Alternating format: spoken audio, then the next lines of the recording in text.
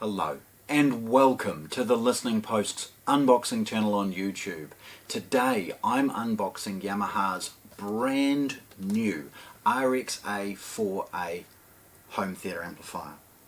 The feature set of this is phenomenal. Streaming of Spotify, Tidal and Deezer on board, internet radio, podcasts, part of the Musicast ecosystem. That's a bonus.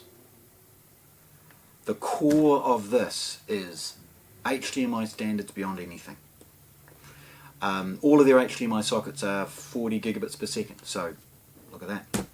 They've got SABRE DACs on board. It's a 7.2 channel amplifier, all channels driven, 110 watts a channel, low harmonic distortion. Let the distortion raise up a little bit, it's 135, so clearly lots and lots of power. It weighs 16 or 17 kilos. It's a monster, yet it's a very, very affordable price. So, let's have a look. Like most of the larger amplifiers from Yamaha, they have additional sort of support in packing bands. Removing those bands is very, very straightforward, and are more useful really when we're shuffling these around warehousing and in and out of carrier vans. Along the top we've got a significant number of badges associated with any number of the features that it delivers, including Dolby Vision and Dolby Atmos and DTS and Bluetooth and all of those things. There's also a lot of compliance stuff on the top, and then a lovely pictorial of the amplifier itself in full colour. It's a little sticker. On one end we've got scannable information for model and serial number, Yamaha logos on the other two. Opening these amplifier boxes is very, very straightforward. Simple sort of slice in one end and a nick. Means you can tear rather than cut across the top. Opening it and having a look, we have a series of accessories. Firstly and most obvious is a New Zealand IEC power cord. We've got Yamaha's microphone or YPAO setup. It's well protected in bubble wrap, and it's got a nice long cord allowing you to position it appropriately in a reasonable sized living space.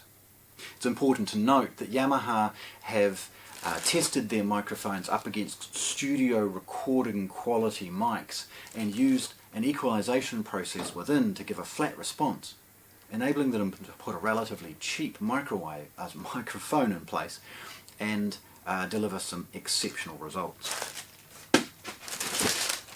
Second, with the microphone, is the stand associated with positioning the microphone for greatest effect.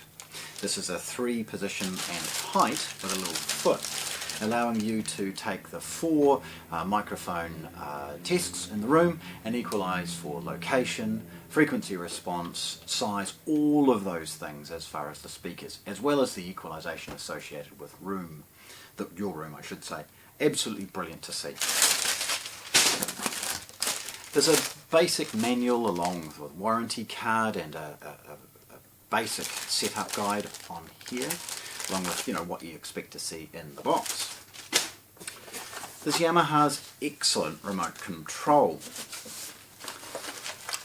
The remotes have a semi-rubberized top.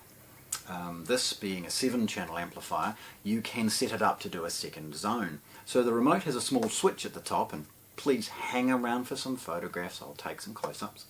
The switch enables you to switch between the main zone and a potential second zone from the one remote. There's also scenes associated with global presets, and I'm a big fan of the way that the Yamaha have implemented this, enabling you to change any user variable setting and lock it in as a preset you can call up at any time. It's ideal if there are family members in the rest of the house and you need to be able to push a button to clamp down the subwoofer or shut it off altogether.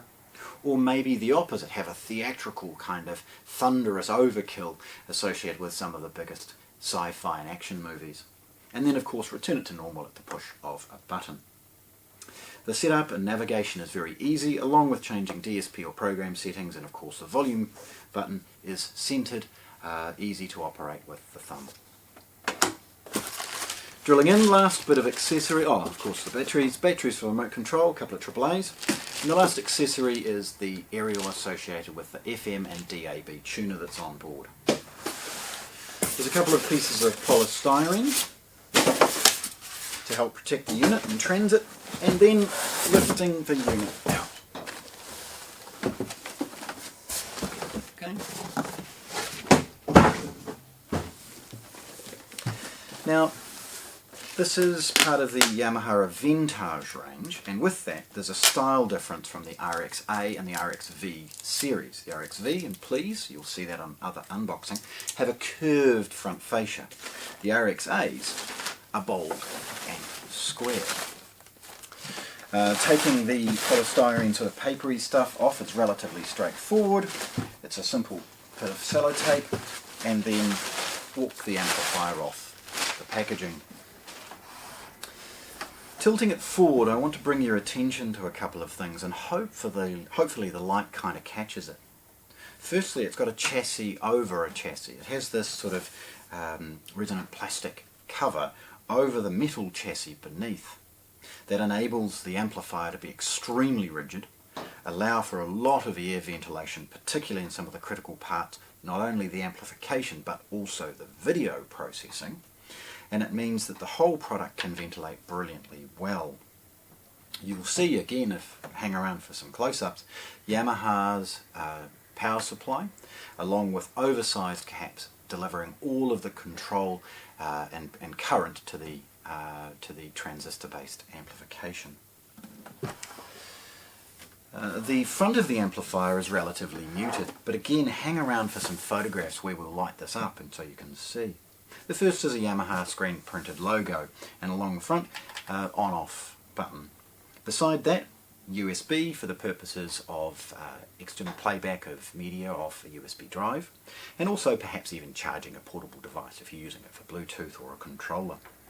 There's a 3.5mm input exclusive to the YPAO mic setup, and when you plug the microphone in, the amplifier immediately goes to the setup screen and asks if you want to perform the mic setup.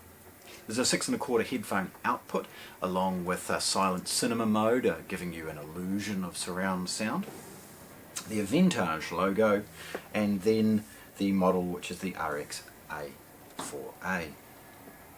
Centered, and it's hard to miss, you have the large rotary encoder for the volume control, and beside that a display. The 4 main scene buttons are also on a touch screen on the front panel, enabling you to preset some of the simple things like turn on and run the radio or play Spotify or something like that, all very simple to be preset here. There's also a rotary encoder for both input selection and navigation of the menu functions and other things along those lines. Spinning it around, we see the depth of the amplifier. Again, part of that is the amount of amplification on board, being 7 channel. Part of it is the size of amplification, again over 100 watts a channel. But also ensuring that it has enough overall surface area to not compromise any of the circuit topography associated with some of the noisier parts, radiating that noise through into other more sensitive parts within. Looking at the back, I guess that's really where the magic starts to happen, and where we'll drill into more of the details. Starting at the boring side, we've got the IEC power socket, and above it a network socket. Beside the network socket is the zone output for HDMI. You can use the HDMI inputs and matrix it out to a second television, and also drive a second pair of speakers.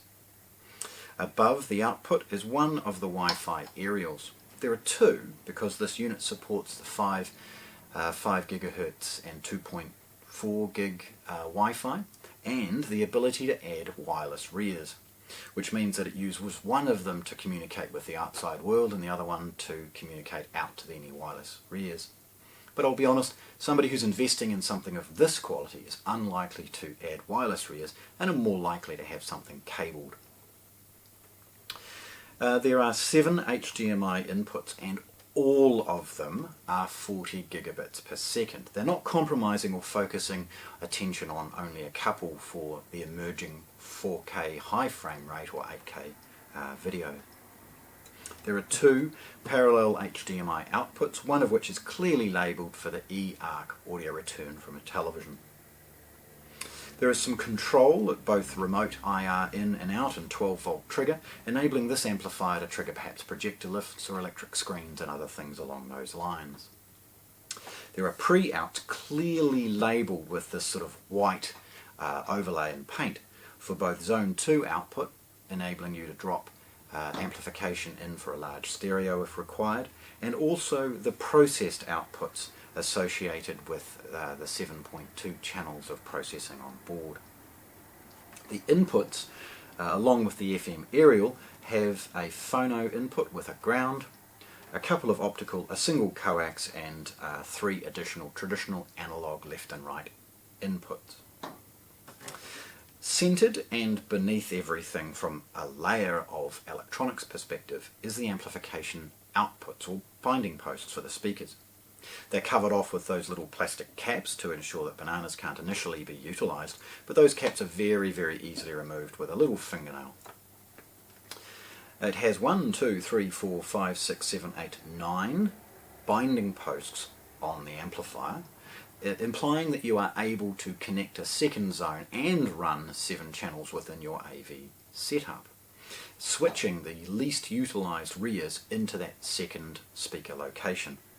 And those second speakers are clearly labelled as extras 1 and 2. Again, very clearly labelled as far as the fronts, the centres and the surrounds, and again the additional ones. The fit and finish on the binding posts is also very, very good, and it's nice and easy to get your fingers around them to tighten them if required. And it easily accepts bare wire, but again, a banana plug is probably a good choice. So looking again at the side and again tilting it to ensure you can see some of the ventilation and the Aventage logo on the top. Around to the front where we see again that Aventage style. So there we have it. Yamaha's new RX-A4A 7.2 channel home theatre amplifier, unboxed here at the Listening Post in Christchurch, New Zealand. Thanks for watching. If you want to see more, subscribe to our channel.